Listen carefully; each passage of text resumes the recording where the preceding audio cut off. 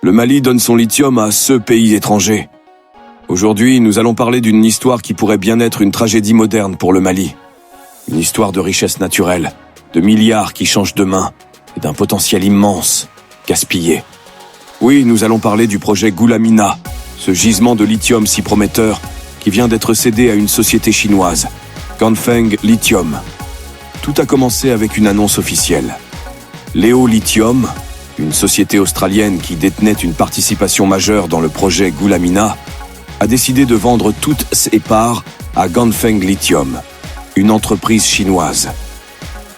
La transaction a été finalisée en novembre 2024 et Leo Lithium a empoché une première tranche de 116 300 000 $, soit environ 70 178 200 000 de francs CFA.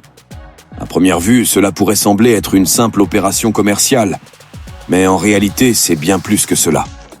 Ce projet Goulamina est le plus grand gisement de lithium du Mali, une ressource essentielle pour l'industrie des batteries électriques qui est en pleine explosion mondiale.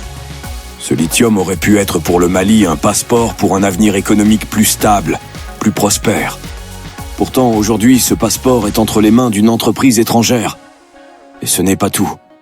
En cédant ce projet, le Mali a également perdu une opportunité unique de contrôler une ressource stratégique. Une ressource qui aurait pu transformer son économie, mais qui, désormais, enrichira surtout d'autres pays. Alors, quelles sont les conséquences de cette transaction ? Parlons franchement. D'abord, il y a l'aspect économique. Oui, une taxe de 44 700 000 $, soit environ 27 56 millions de francs CFA, a été versée au gouvernement malien. Mais soyons réalistes, ce montant est une goutte d'eau comparé aux milliards que ce gisement pourrait générer sur le long terme. En laissant partir le contrôle de ce projet, le Mali a accepté de rester en marge de la chaîne de valeur.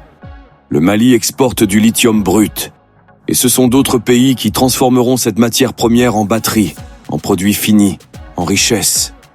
Ensuite, il y a l'aspect stratégique. Le lithium est souvent appelé l'or blanc du XXIe siècle. C'est une ressource cruciale pour la transition énergétique mondiale.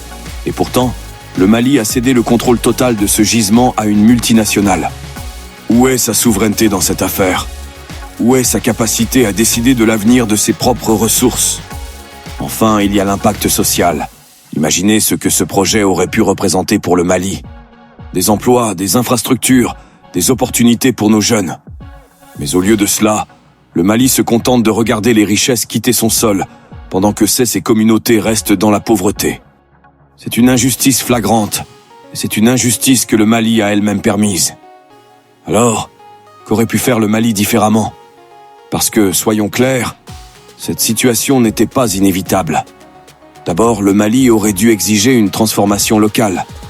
Pourquoi exporter du lithium brut alors que le Mali aurait pu construire des usines au Mali ?